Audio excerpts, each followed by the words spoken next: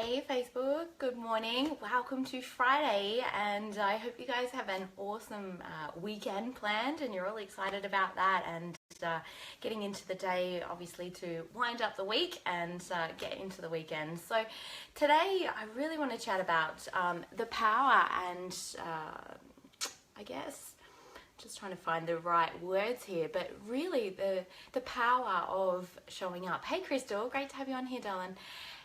Showing up for yourself. And it's so, hey Tony, great to have you on, darling.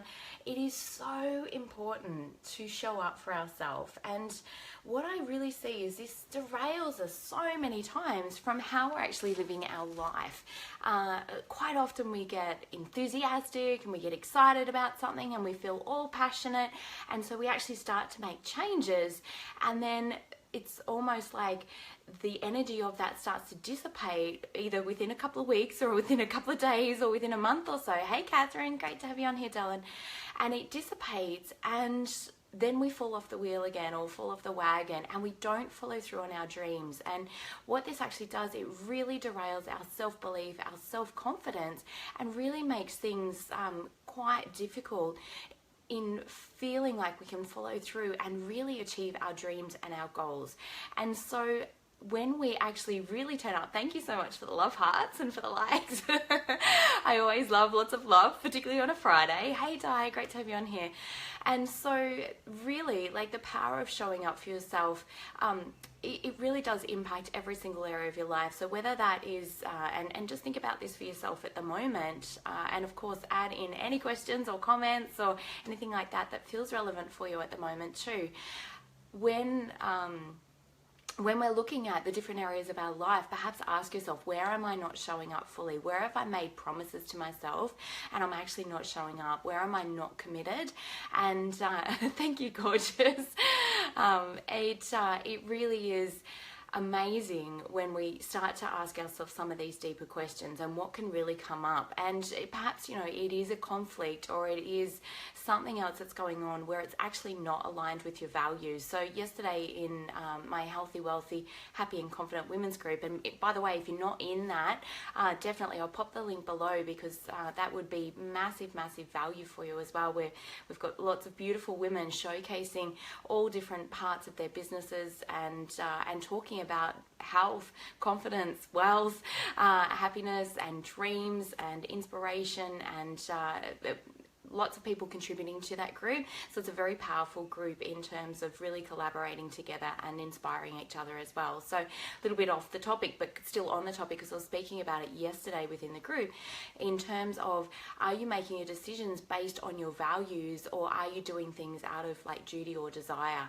And it's such an important question, because quite often this will also impact as to whether you're actually really showing up for you, or whether you're actually showing up because you feel like you have to, or that you're obligated, or that it's your duty, or that you need to, or you should, or you must. And long term, that will never stick. If you feel obligated, willpower has a short lifespan. So if you feel like you're doing things for other people instead of actually this is truly what your heart is in and truly what you're actually wanting to do and experience, then that will make things really tricky as well. So having a look in different areas of your life, where are you not committed or not showing up fully? In your health, in your relationships, in your wealth, in taking care of your money, or tracking your numbers and really taking great care of what you actually need to do there in order to make sure that you're all set for the lifestyle that you want to live or be living in the future, as well as your happiness or your confidence, or things that you say to yourself that you actually want to do. So that maybe it might be the art class, or maybe it might be the yoga class, or maybe it might be a long-term dream that you've had, but you've actually never given yourself the permission to go after it, or there's been too much fear that stopped you in the way. So long-term, when we don't show up for ourselves for the smaller stuff, it really does impact on what you actually can set for yourself in the future as well. So I know for myself, sometimes, I don't always feel like doing a live stream. I don't always feel like doing a blog post. But the more that I stay committed to that, it actually, what I find is when I move through that resistance, because resistance is really quite normal, and we all get to a certain point where it's just like, that kind of feeling. But when we can tap back, and normally it's just because of the head talk. So, you know, we might feel a little bit funky in our head that day, or we might be listening too much to our head around feeling judged or not feeling accepted or not feeling like we've got anything valuable to say or any of those things. But it impacts so much and it limits us so much. And so every time we actually go, thank you very much, head, that's lovely, and move aside, and we actually get our mind out of our own way, then we can really step through and move back more and more into what it is that we're wanting to create for ourselves. And we tap back into that heart energy, back into ourselves, and choose to actually really show up for ourselves as well. And so the art of commitment is, number one, getting clear, what is it that you truly desire and you truly want? And number two, what is it that you absolutely are committed to within yourself to actually create that and make that happen? So when you're clear on what it is that you want and why you want that, then start to brainstorm, you know, what are the things that you could do in order to create that for yourself, and then start to really either put an alarm in your phone or decide, make a commitment. Hey Kayla, great to have you on here, darling.